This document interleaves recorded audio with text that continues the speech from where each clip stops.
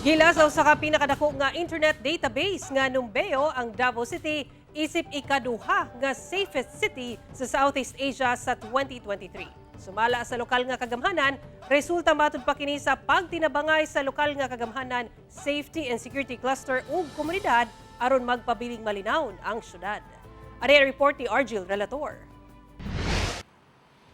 Sa safety index nga 72.4, ikaduha ang Davao City sa safest city sa Southeast Asia. Ang Chiang Mai, Thailand, ang number 1 safest city nga dunay 75.5 nga safety index.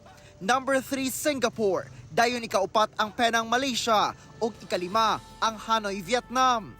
Gikan ang maong ranking sa Safety Index 2023 sa Numbeo, ang pinakadako nga internet database of user-contributed data sa kalibutan.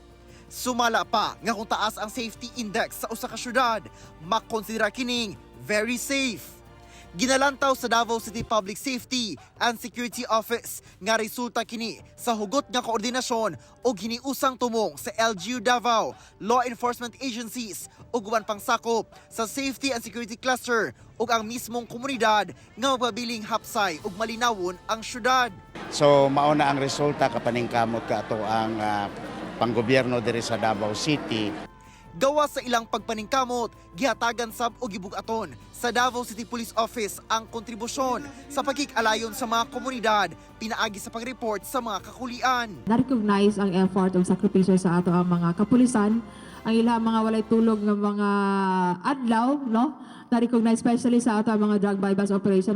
Nanawagan ang DCPO nga batasanong i-report sa kapulisan kung doon na may mga insidente o dili ipaagi sa social media. Kaya atong ginapaningkamutan gud ma'am no nga kung mo report dayon, madakpan nato dayon ang suspect. Kung dili man madakpan, ma-identify, ma-file nato ang kaso sa korte.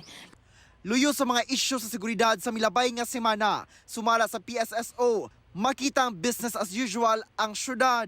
Very normal, no? Very peaceful ang Davao City, business as usual, magpadayon lang ta ug mao gani ni nga ato gyud i-sustain no kanang resulta ka survey, no?